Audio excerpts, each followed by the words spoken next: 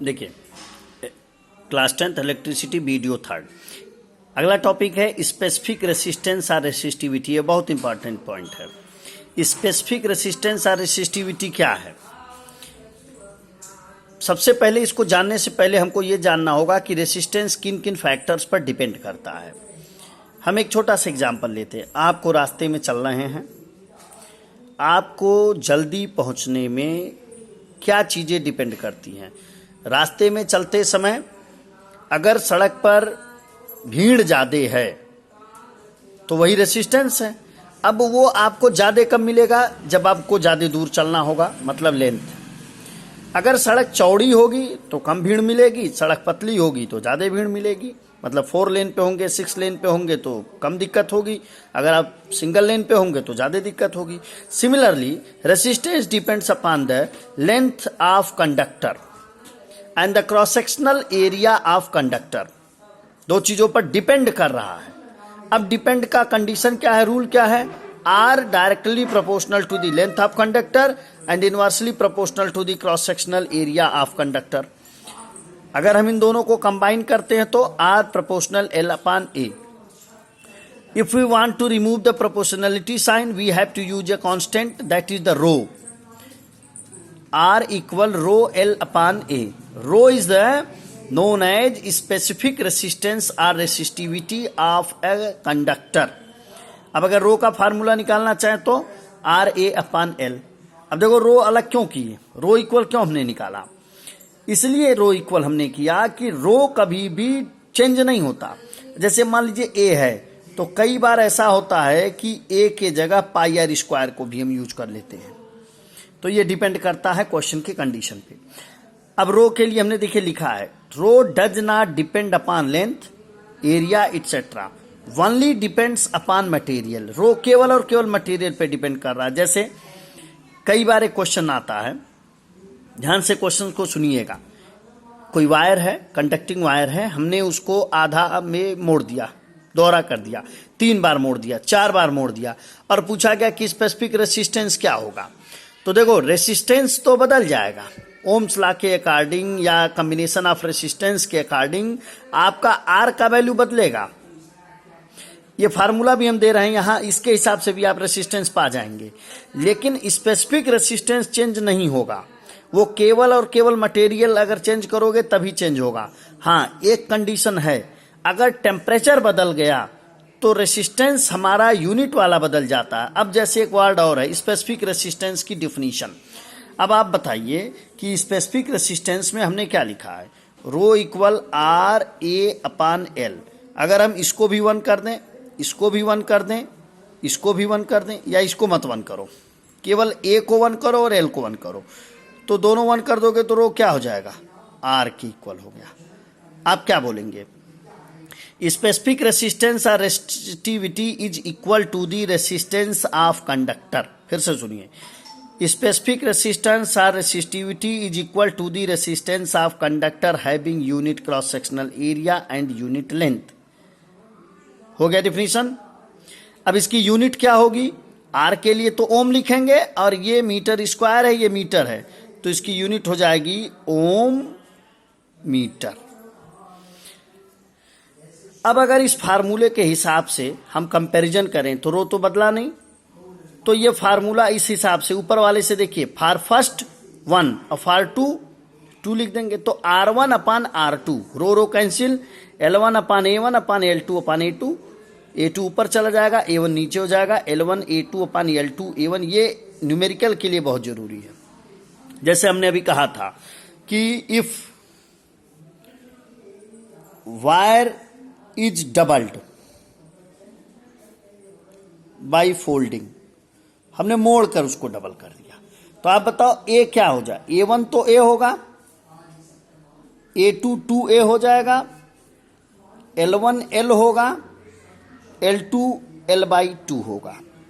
अब इस फार्मूले से अगर आप निकालें R1 अपॉन R2, तो L1 के जगह L, A2 के जगह 2A, L2 के जगह है L/2, और ये A आ गया आपका, सब कैंसिल होके 4। मतलब R2 क्या होगा? R1 upon 4। New resistance will be 1/4 time of the previous resistance. अब देखिए यहां तक की चीजें हम लोगों ने डिस्कस कर ली। अब ये कुछ पॉइंट्स हैं जिसका हम आपको भेज चुके हैं photographs. Heating effect of electric current, आप हीटिंग इफेक्ट जानते हो, बल्ब यूज करते हो, रूम हीटर यूज करते हो, खाने का हीटर यूज करते हो, प्रेस यूज करते हो, ये सब हीटिंग इफेक्ट ही है इलेक्ट्रिसिटी का। तो उसके लिए हम एनर्जी यूज करते हैं। एनर्जी में क्या होता है, देखिए सबसे पहली वर्ड हमने लिखा electrical energy. The work done or energy supplied by the source, battery or cell in maintaining the flow of current in the electric circuit is called the electrical energy. It appears as heat.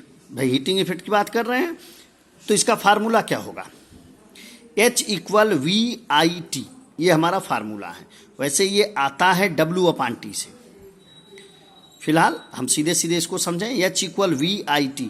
अब आप ध्यान दो, हम चाहें तो I को V/R लिख सकते हैं, ओम्स लॉ, तो V/R लिखेंगे तो ये फार्मूला हो जाएगा।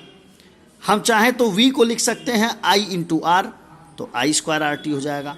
मतलब इस फार्मूले में या तो I को रिप्लेस कर दीजिए V के टर्म में, या V को रिप्लेस कर दीजिए I के टर्म में। वी हैव द 2 फार्मूला, मतलब H का 3 फार्मूला हमारे पास है, VIT, V² T/R, I² RT। इस पर आपको न्यूमेरिकल मिलेगा। इसकी यूनिट क्या होगी, अरे भाई एनर्जी है तो जूल होगा। अब हम जनरली जब कोई भी एनर्जी यूज करते हैं, if the energy is used by the electrical device at the rate of 1 watt, then the total energy used in 1 second is equal to the 1 joule। बात यह है कि 1 वाट हम जनरली, देखो बल्ब क्या होता है 60 वाट, 100 वाट, पंखा होता है 60 वाट, हीटर है 1000 वाट। वाट का मतलब क्या, वाट का दूसरा नाम है जूल/सेकंड। वाट का एक्चुअल नाम है जूल/सेकंड, क्योंकि जब भी अभी हम देखिए पावर की बात करते हैं तो आप इलेक्ट्रिक पावर का टर्म यहाँ देखें, यहाँ पर अभी आएगा, ये पीछे हम आएंगे, P = W/T यहाँ लिखा हुआ, तो अभी इस पर डिस्कस करेंगे। ये क्वेश्चन कई बार पूछा गया है। जूल्स लॉ ऑफ हीटिंग, यही जो फार्मूला हम लिख रहे हैं H का, यही हमारा लॉ है। The heat produced in resistor is directly proportional to the, पहला क्या है I², तो पहले हम लिखा है I², फिर क्या लिखा है R, resistance of given current R, फिर लिखा है T, time for which current flows through the resistor T। तो इन तीनों के हिसाब से जो हमने रिलेशन शो किया, that is the joules law of heating. तो क्वेश्चन यही पूछता है कि जूल्स लॉ ऑफ हीटिंग क्या है, तो पहले इसको लिखेंगे तब इसे लिखेंगे। अब आपका अगली जो सबसे इंपॉर्टेंट पॉइंट है वो है इलेक्ट्रिक पावर। ये नहीं पूछता बल्कि इससे रिलेटेड न्यूमेरिकल पूछता है। अभी हम एक न्यूमेरिकल डिस्कस करेंगे। It is the rate of doing work by an electrical source और the rate at which the electrical energy is dissipated or consumed per unit time in electric circuit. तो देखिए P का value क्या है, W/T। W मतलब वाट, time मतलब second. अब P का फार्मूला जब हम T से डिवाइड करेंगे तो देखो W और ये H, ये दोनों एक ही चीज है, क्योंकि जो हीट है वही वर्क है, तो दोनों का फार्मूला वही है। केवल देखिए इस फार्मूले में T था, तीनों का T गायब कर दिया गया है, VI, V²/R, I²R। ये फार्मूला बहुत इंपॉर्टेंट है, क्योंकि अगर आपसे भी पूछा जाएगा कि 100 वाट के बल्ब में कितना करंट आ रहा है, तो आपका P हो गया 100, V आपको मालूम है घर में सप्लाई कितनी मिलती है 220 वोल्ट, I आपको निकालना है, यूनिट वाट हो गया। अब देखिए बिगर यूनिट्स किलोवाट है, मेगावाट्स हैं और जूल पर सेकंड है। अब एनर्जी के बारे में हम बात करते हैं।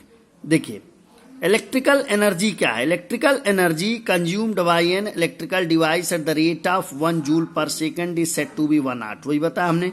अब पावर क्या है, P एनर्जी अपन टाइम, या energy equal power upon time. P मने power, time second, watt second या किलोवाट सेकंड। तो देखो वाट के साथ सेकंड रहता है और किलोवाट के साथ आवर रहता है। तो अगर हम इसको बोले किलोवाट आवर, तो किलोवाट को KW से और T को H से, तो हो जाएगा KWH। देखिए जब हमने वाट लिया था तो वाट आवर था, किलोवाट लिया तो किलोवाट आवर हो गया। अब किलोवाट आवर एक महत्वपूर्ण पॉइंट है, क्योंकि इसी का दूसरा नाम यूनिट है जो हमारे मीटर में आता है। Commercial unit of electrical energy is called the kilowatt hour kWh. The electrical energy used in shops, factories, residential house, etc. in measured term of kilowatt hour. अब ये किलोवाट आवर को joule में बदलने के लिए कई बार आया है. देखिए ए 1 किलोवाट आवर, किलोवाट को क्या बोलते हैं 1000 वाट, 1000 हो गया, और आवर को सेकंड में बदल दो 3600, तो 1000 इंटू 3600, 1000 इंटू 3600 इंटू ये कर लिए, मतलब 1 यूनिट या 1 kWh में 3.6 इंटू 10⁶ जूल हैं. ये आपको पूछा जाता है.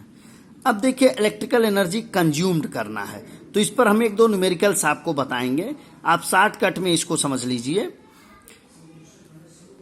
कि जो हमारा अप्लायंसेज यूज हो रहा है उसके टाइम को हम आवर में बदल लें और उसके पावर को किलोवाट में बदल लें और उन दोनों का इंटू कर दें. मान लीजिए हम घर पे 4 बल्ब, एक पंखा, 2 हीटर, एक एसी, कूलर सब चला रहे हैं.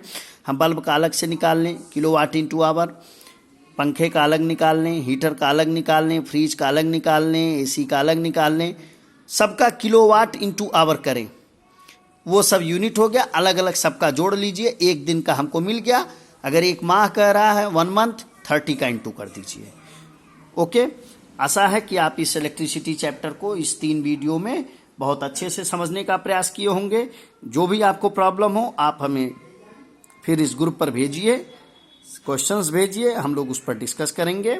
और इसका एक नोट्स बना लीजिए जितना हमने पढ़ाया है उससे, और आपके पास बुक भी अवेलेबल होगी. कोई टॉपिक छोड़ना नहीं है. हम एक क्वेश्चंस का सेट शाम को देंगे, उसको आपको सॉल्व करना है. ओके, एंजॉय, घर पर रहिए, सुरक्षित रहिए.